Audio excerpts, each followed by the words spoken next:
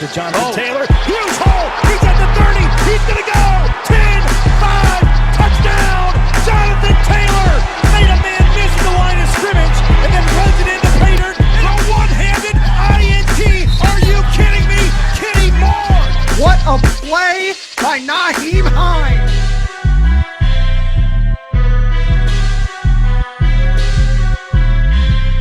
Horseshoe is back, baby. The horseshoe is back. What's going on, Colts Nation, and welcome back to another episode of the Bring the Juice Colts podcast. On with me, friend of the show, was on last year about this time, Mr. Jack Borowsky himself, host of the Inside the Gridiron podcast, co-host of Inside the NFL Prospects podcast, assistant scouting director and writer for Sports Illustrated and NFL Draft Bible, so he knows our guy Ryan pretty well. Jack, how you doing, man? I'm good. Excited to come on the show. I know we talked a lot about Colts football last year with the draft, and you look at what they were able to do. They put together a really good grouping of players last year. Ballard's fantastic. You guys got a really good one. So I'm excited to talk draft again this year. Yeah, I know. And I'm like, okay, let's get the same people on so we can have the same impact of draft this year. That would definitely be awesome. I have to ask you real fast because you mentioned the NFL draft last year. How shocked were you last year when the Colts traded up and got Jonathan Taylor?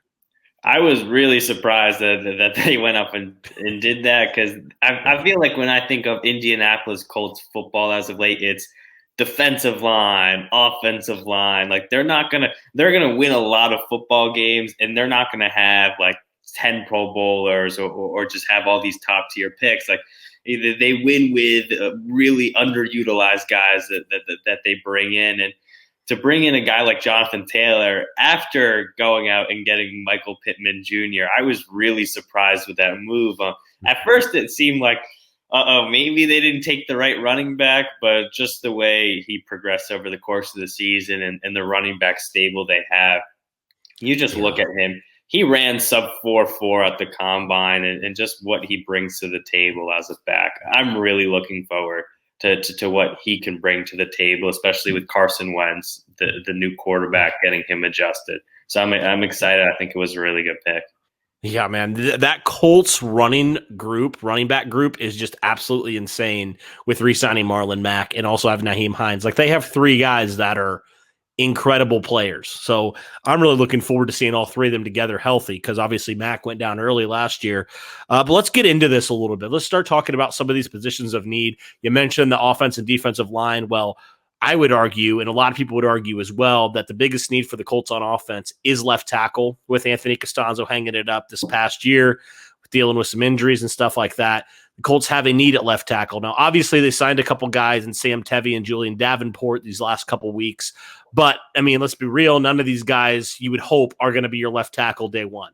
I mean, these guys are backup caliber players. I mean, Tevy has a little bit of starting experience, but didn't go super well from what I heard last year with the Chargers. So looking at some left tackle prospects, some people have said the Colts should go round one at tackle.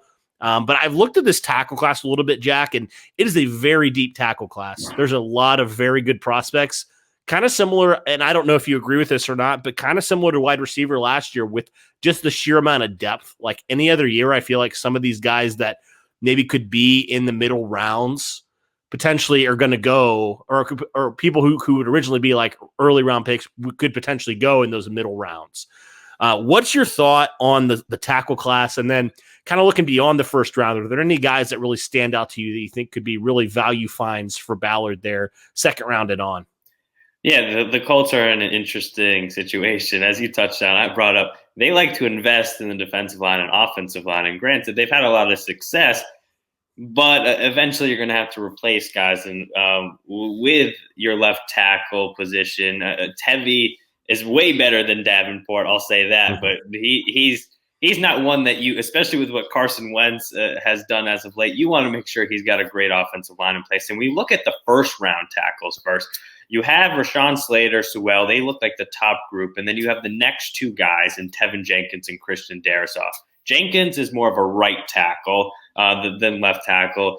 And you're going to have to trade up, I think, to get a Christian Darrisaw. So right now, when you look at the tackle position, maybe the first round, the 4 guys, you're not going to be in the right position to take one of them. So you're right. Second, third round, like the receiver class last year, there are a lot of players who I think can step in day one and be starters.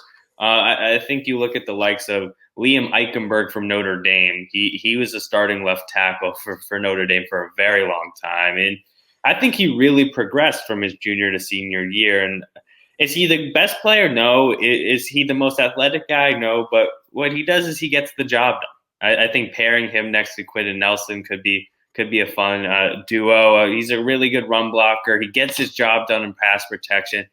He's had to go up against some of the best edge rushers in the nation over the past few seasons. Starting experience. People like to gamble on the athletic traits at tackle, but when you look at what this team needs, they need a day one starter because you can't go into the season if you want to be a legit playoff caliber team with Tevy. So I think Eichenberg's an upgrade there. He's the first guy who I look at. Also, Alex Leatherwood from Alabama. Both of them, like they have their inconsistencies and why Notre Dame and Alabama tackles could be available in the second round with the Colts picking in the 50s. I think his lower half is not very flexible. He has some issues in pass protection, but he's a really good run defender. And back to that experience aspect, I think that experience is so key when you're looking to try and get a day one starter who can get the job done. And Leatherwood has for Alabama. I think he has, in addition to Eichenberg, really progressed from his junior to senior year as well, because I did not like Leatherwood's junior tape. You watch his senior tape, and he's worthy of a second round selection.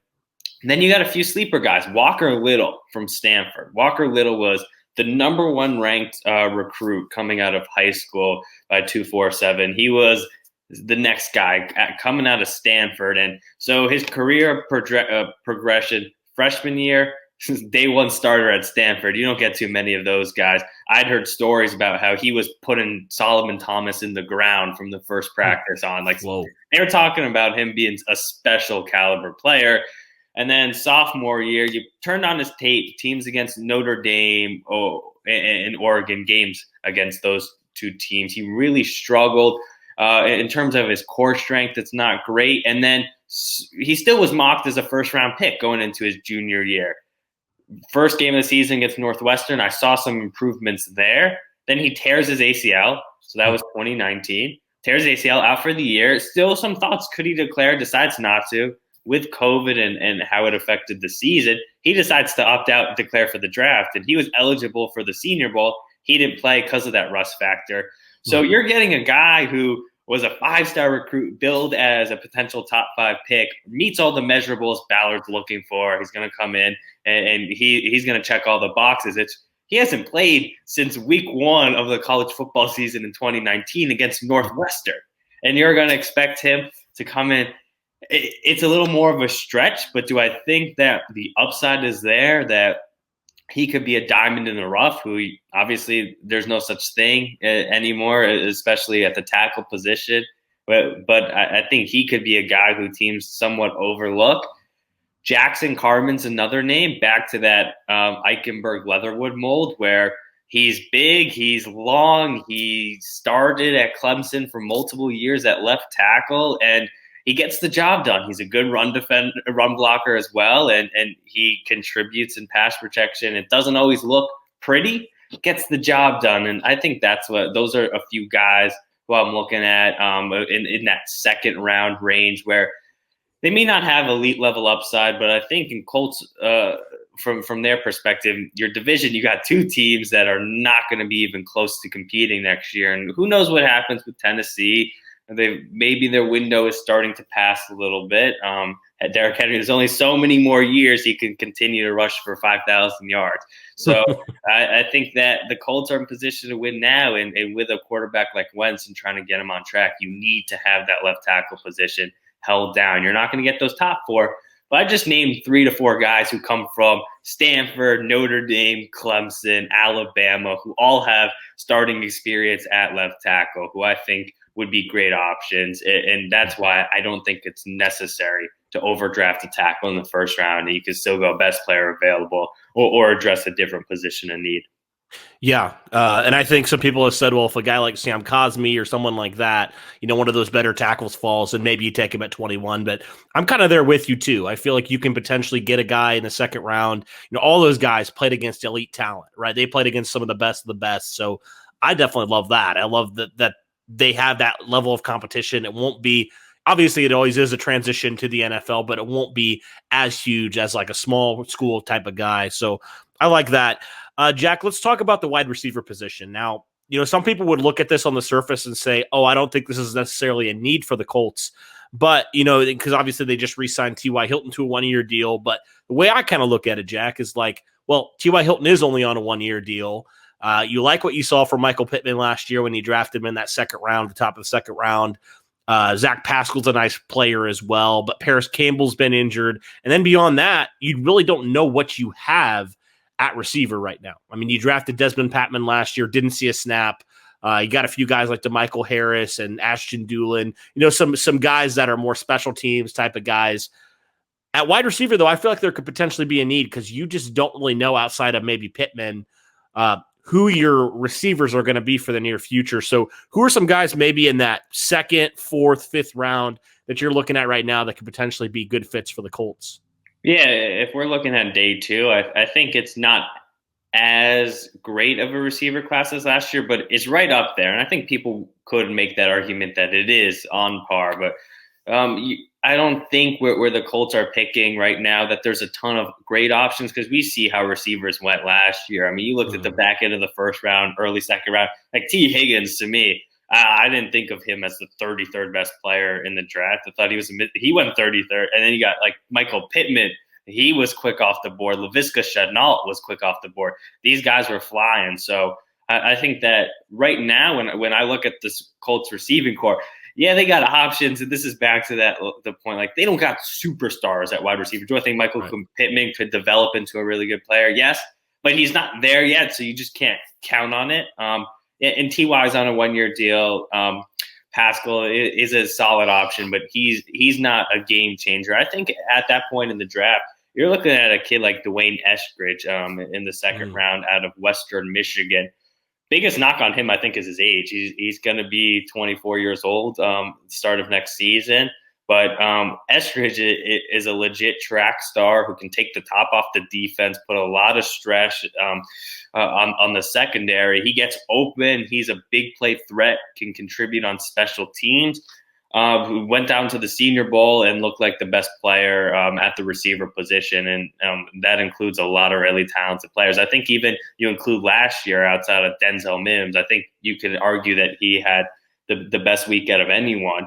So he's a guy who has had injury history, which is a little bit of a concern. But he switched from cornerback back to receiver this past year, killed it. So he's still a little bit raw at the receiver position. You saw what he did. I also like guys like De'Ami Brown, Nico Collins. Collins was at the Senior Bowl. We know Ballard likes seniors.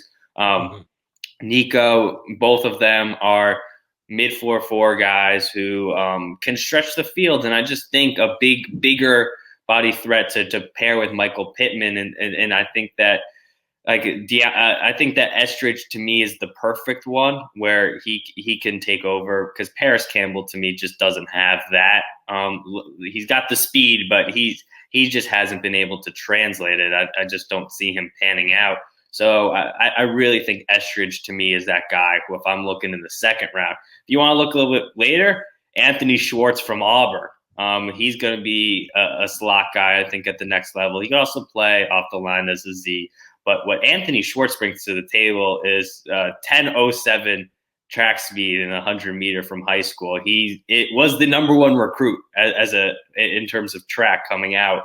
Chose to play football at Auburn. There was a chance he could have went to the Olympics. He is that fast. He gains speed. So he's not the fastest 40-yard, but from 40 to 60, he's the fastest player in the country. For perspective, I think Henry Ruggs was in the 1030s. When he came out, and this kid was a 10.07. So that same idea where he's going to put a lot of stress on the defense, and I think he could be had on day two as well. Amir Smith-Marset from Iowa, another guy, put stress on that defense. He's a vertical threat who I think if you put him in any other system outside of Iowa, we'd be talking about a clear-cut top 50 player. Catches the ball, special teams contributor, really similar to Eskridge. Unfortunately, injury kept him out of the Senior Bowl.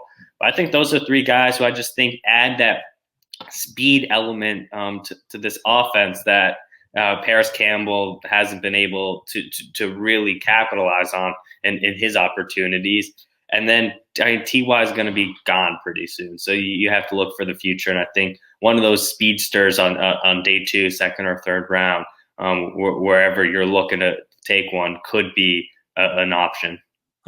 Funny story in Dwayne Eskridge. He actually grew up in my hometown. So I didn't even realize that like he was like declaring for the draft. And then last week, my grandpa told me that name and I was like, I know that name. How do I know that name?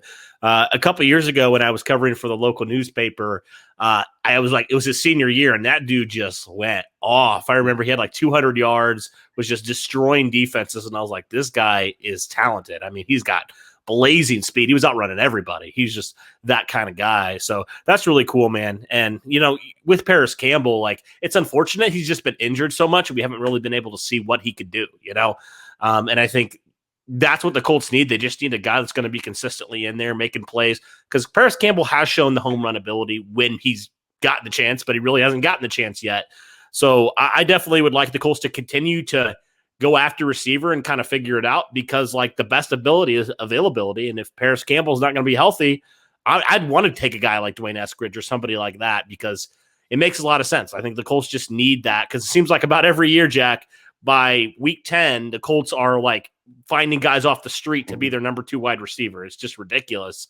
So I want to overkill at wide receiver. I don't care what it takes. I'm kind of tired of seeing that, honestly.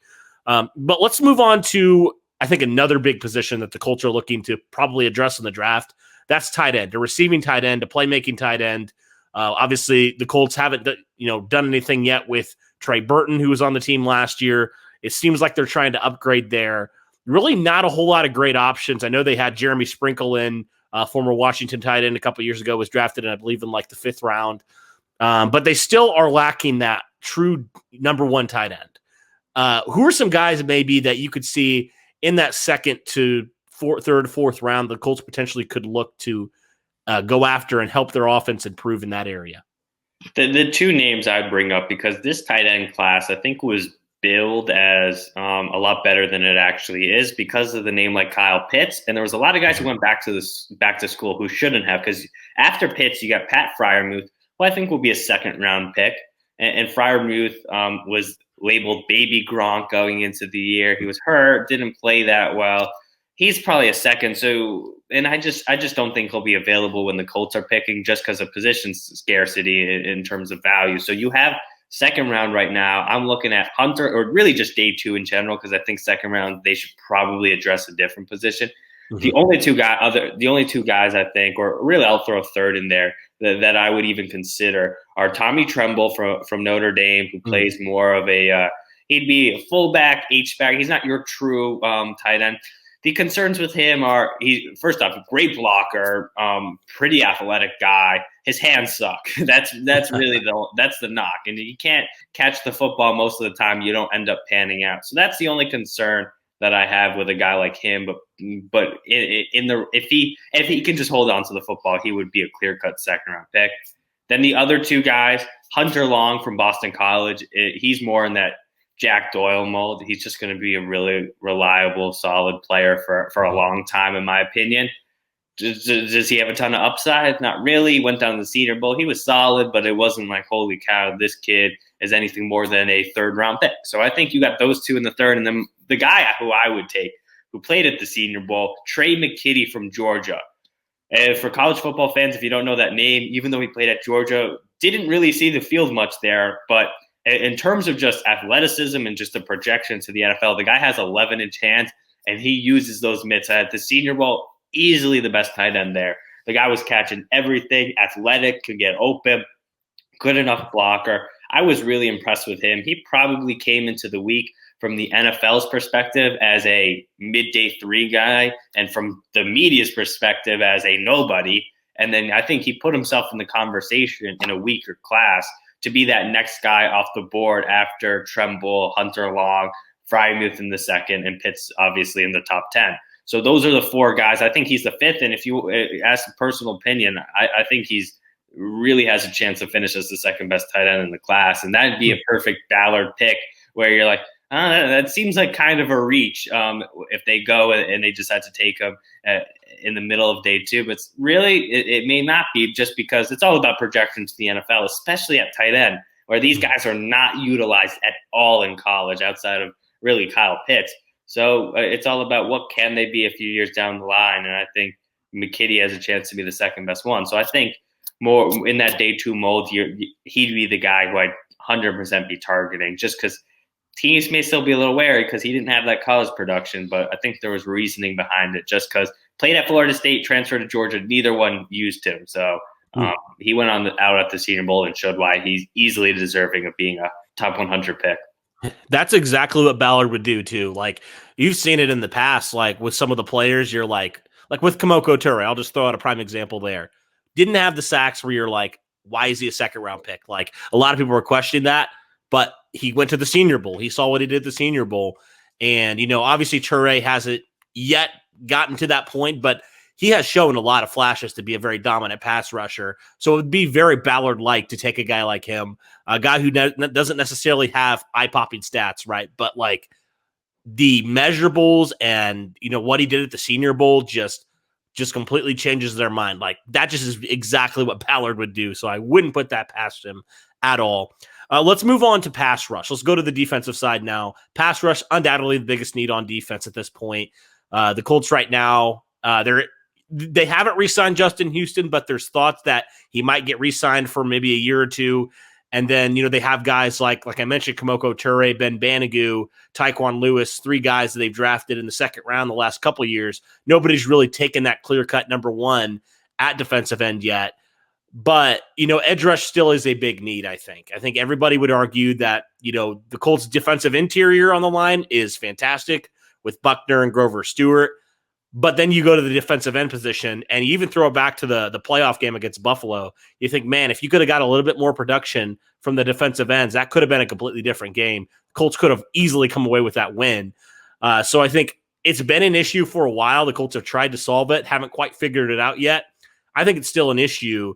I'm curious your thoughts on if there's any guys, there's a lot of guys potentially projected in that late first round, but I'm curious if there's any other guys maybe in that second round or maybe later on that you're like, yeah, but I could see Ballard maybe adding him and kind of helping out this pass rush a little bit. Yeah, this would be a position that if Kwity Paye's on the board at 21, I would address it just there. I think he's the guy in this year's class. He's pretty versatile, but I just think in a 4-3 defense, he was misutilized in college, and he'll be a great pro. But for the second and third round, we're looking at an edge rusher class that it's okay. It's fine. There's no top names, and the depth is solid, but nothing special. There's a few names that I really like, though. Peyton Turner from Houston. Peyton is long. He is big. He is tall. He is, for those familiar with Gregory Rousseau from Miami, who has been billed as a potential first rounder, this kid's better than him, and he's in that same mold. The big log.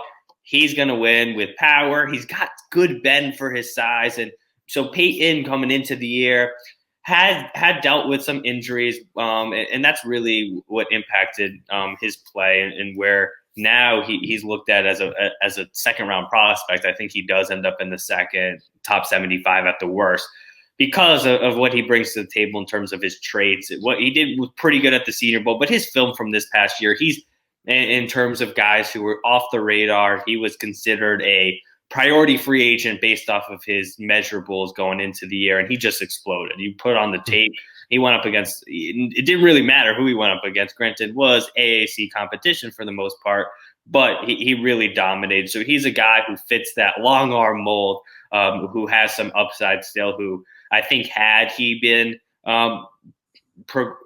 good throughout his career and took that next step, he'd be viewed as a top 50 pick, but there's still some concern. Why did it take him this long to get there? So I think that he's a guy who I really like in the second round, fits the Senior Bowl mold, fits the long arm mold.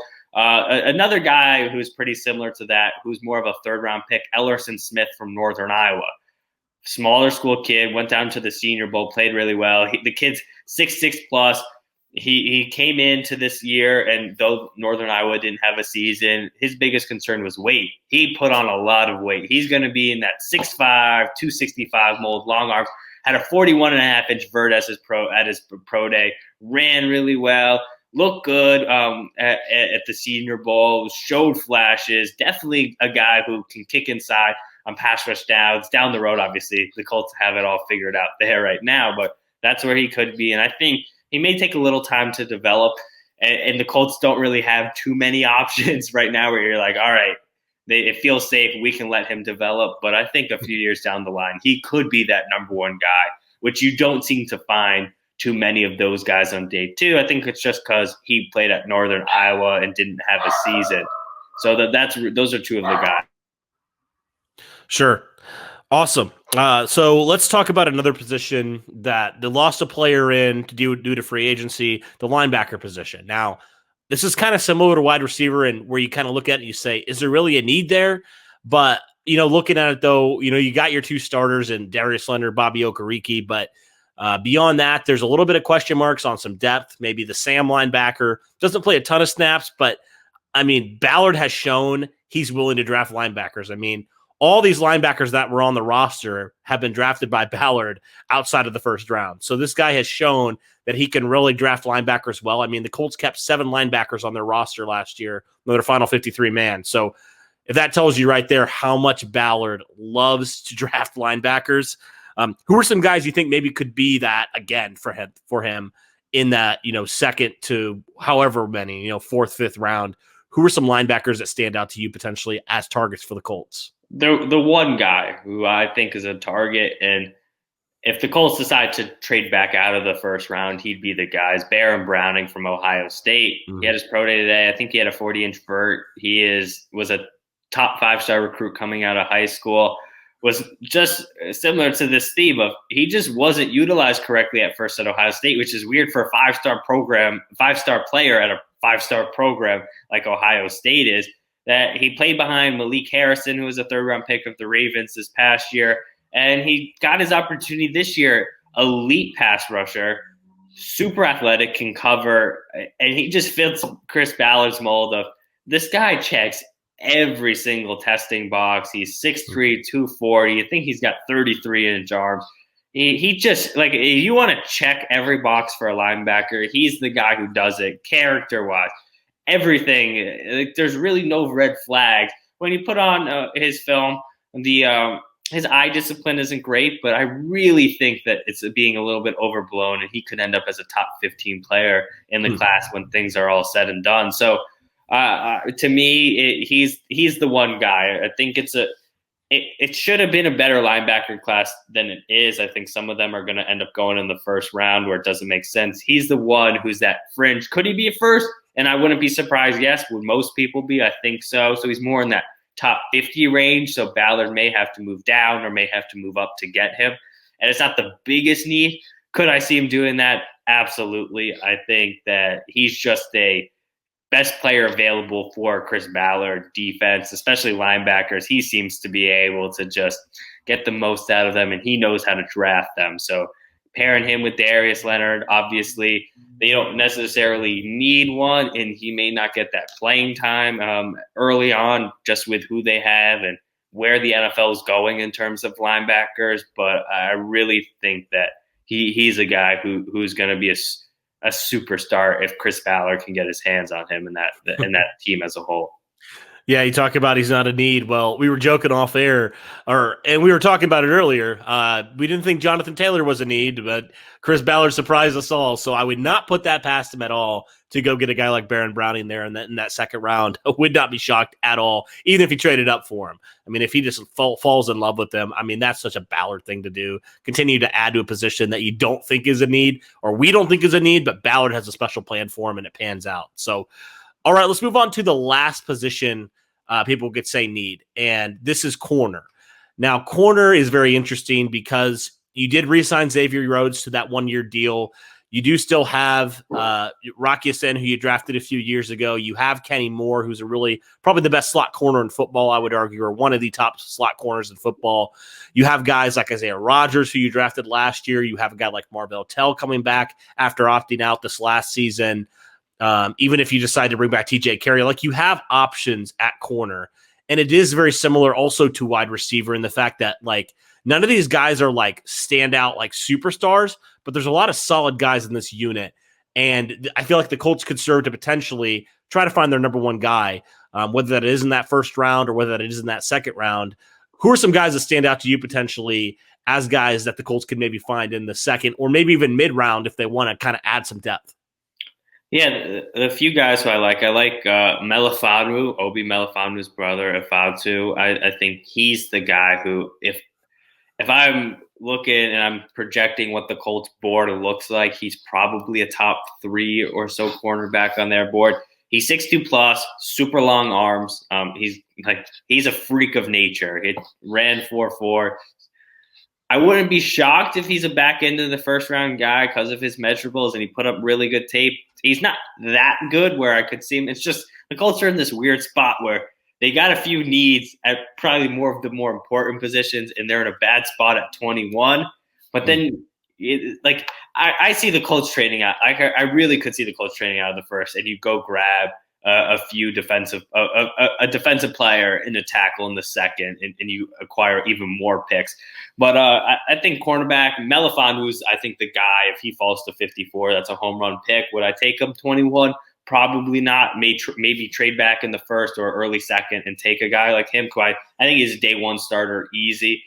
I don't love the Colts cornerback room. I don't think anyone loves it. There's no clear cut number one guy, but I think he could develop into that guy.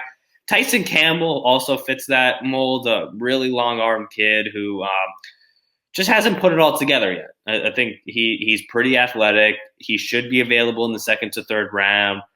Was a top 10 recruit coming out. He and Pat Surtain, the second, both were played at the same school. So you had Surtain on one side, Tyson Campbell on the other side. Both were top 10 recruits.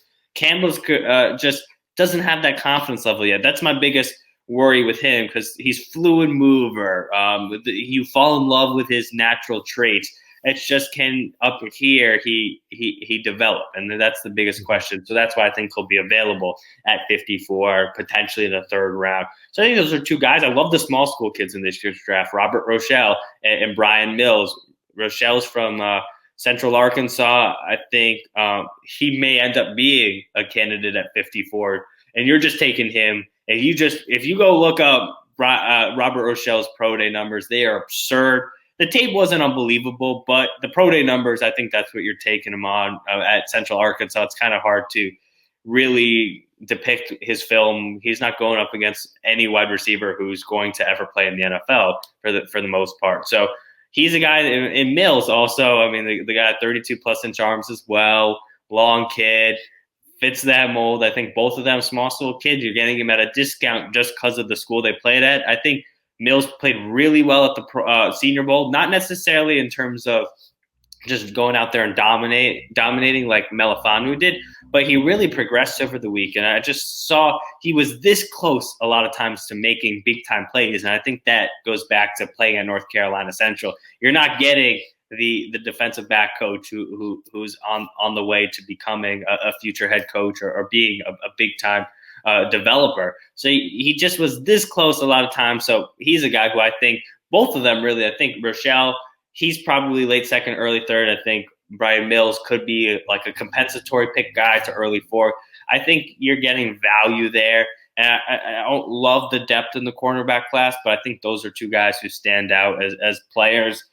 Keith Taylor, another one. He's big and long. He ran pretty well today at his Washington Pro Day. He had a really good Senior Bowl. He made himself a lot of money there, back end of the third round to early fourth round. Those are like the three guys outside of the Melifonwu and Campbell who are more second round players who I think all of them can come in and contribute. And you don't necessarily, like Rocky Ya-Sin and Xavier Rhodes can get the job done. I think Melifonwu takes Rocky Ya-Sin's spot early on. But the rest of the guys could be a year or so away where they take Xavier Rhodes' spot because there's only so much more time he has left in the league. Right, for sure. Well, last thing I'll ask you here, Jack, are there any players at those positions that you're like, absolutely not, buyer beware, do not go after these guys. I am not high on these guys. Any guys that like, from a Colts fan's perspective, if people are looking at the draft, I know people consistently send me mock drafts all the time.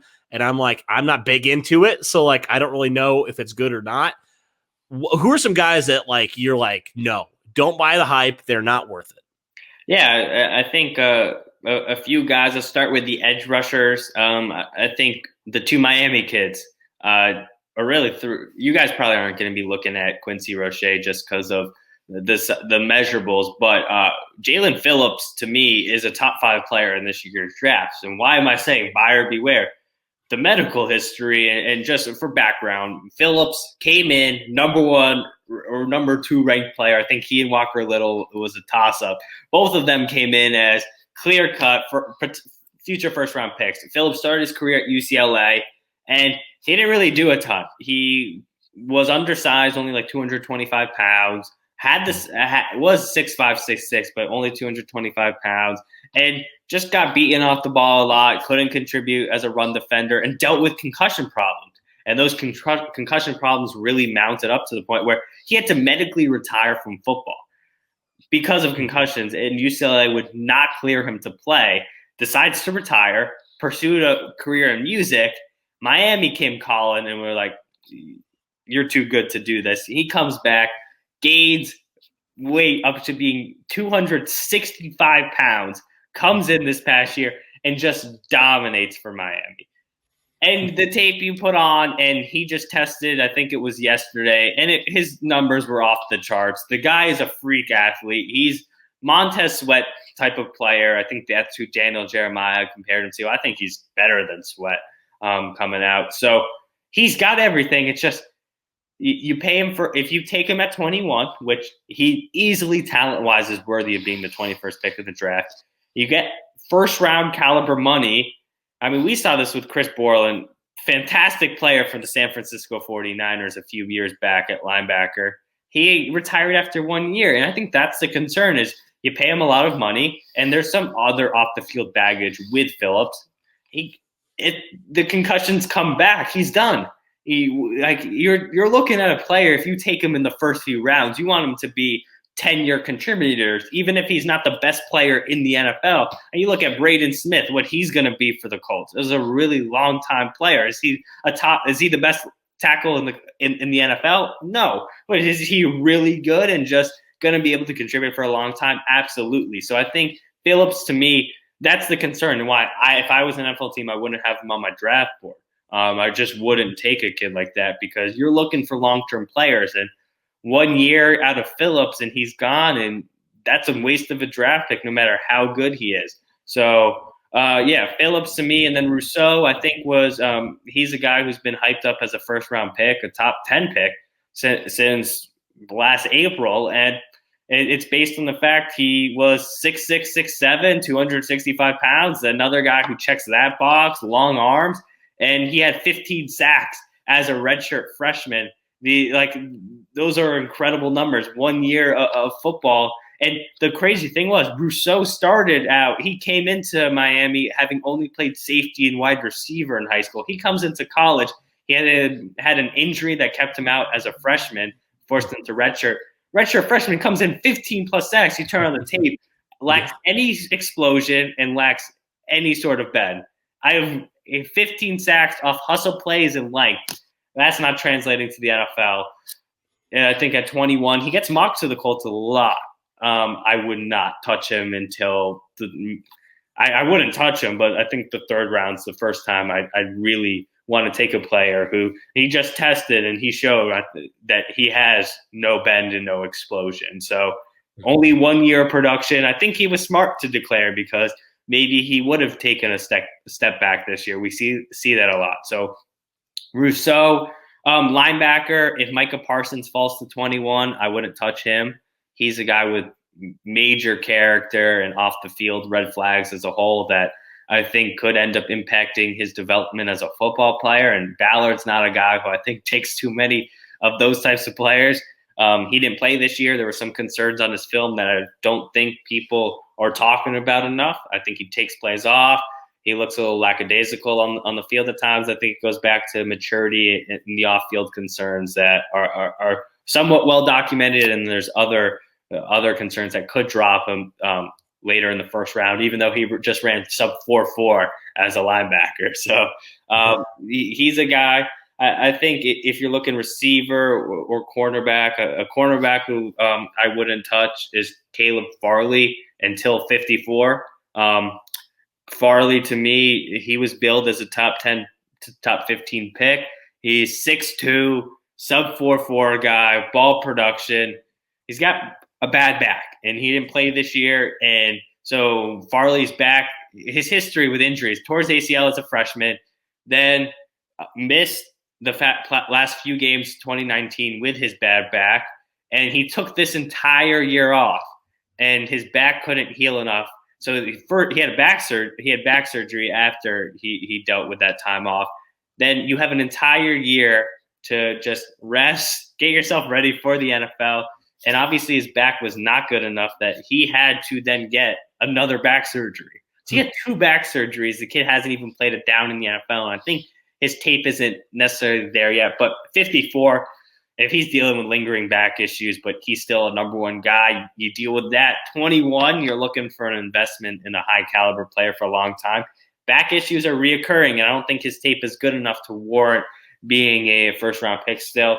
Wide receiver, Kadarius Toney, back to the character concerns. I don't think he's going to be available in the second round for you guys, so you don't have to worry.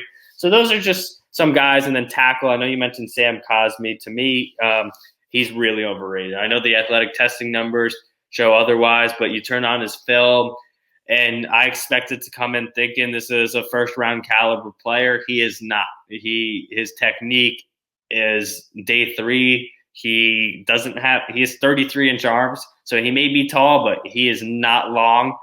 There are a lot of concerns on his film, and I think the NFL isn't as high on him as the media is. I see him mocked a lot in the teens. I'd be surprised if he was. I mean, he just tests that well. I mean, Isaiah Wilson went in the first last year, but to me, he's more in that Ezra Cleveland mold, where shorter arms, super athletes who are mocked in the first round, but really are more late second round players. Even if he's there, the Colts, if you're deciding between an Eichenberg or a Sam Cosmi, I still would lean more towards Eichenberg, because I think there's a lot that needs to be reworked with Cosmi that leaves a lot to be concerned with him being a day 1 starter, which, like, you're taking, I mean, really, there's very few tackles in the draft who you're taking who won't be starters, unless they rework the offensive line. That's the main concern with me with the Colts is Ballard better have a plan. And there's a few, like Villanueva, that would have been a guy who I think that would have made sense, especially with the amount of money they had. Obviously, they have elected to go Tevi and Julian Davenport. I mean, you're sitting at 21, and you have a need at the second most important position on offense outside of quarterback, and your quarterback now, who, I mean, there's a lot to be concerned about. He needs to have that left tackle in place. So, I mean, Ballard's not one. He did it with Jonathan Taylor last year. It'd be smart for him to move up to go and get a guy on draft day. Absolutely. All right. Well, thank you so much, man, for coming on. This was a lot of good insight, a lot of guys that I never even heard of. And that's a good thing, learning new things about different guys. Hopefully our listeners learn a little bit more. I know a lot of people are on Sam Cosmi. And that's very interesting, because I actually had no idea. I just had seen him mocked a lot to the Colts. So I was like, oh, does that make sense there? But yeah, that's very interesting. But well, I appreciate you, man, for coming on here, giving your insight a little bit on who you think the Colts could be looking for beyond the first round. I think there's a lot of talent here. They have a lot of positions of need. So I feel like they're going to knock it out of the park again. Ballard's had a really good draft history so far. I'm really excited, man, to see what happens this year. Yeah, most definitely. Appreciate you having me on, Cody. I'm excited because he's got more needs than usual. I mean, Ballard's got something up his sleeve, because the way the roster's looking now, I think it's going to be a lot different after the draft. Absolutely. It's going to be a lot of fun. I always love draft day, man. I love that Thursday through Saturday. I am locked into my TV. I'm like, nobody bother me. This is my weekend. Like, it's almost like Christmas, man. It's so much fun every single year. Even if I don't follow all the prospects like you guys do, I know that's kind of your job. Like, you do that day in and day out. You know these guys so well. And that's just not my forte, but I just love the draft because it's always fun to look at guys, think about, oh, this guy be a fit here? Would this guy be a fit here? I'm really looking forward to it, man. It's gonna be a great weekend. I can't believe we're less than a month now away from it. I'm excited, man, to see Ballard again go to work, do what he does. This is how he's made his living, man. He's knocked it out of the park about every single year in the draft, and I'm excited to see him do it again. All righty. Well, that'll do it. Thanks, Jack, again for coming on. Thank you guys for listening. And as always, go Colts.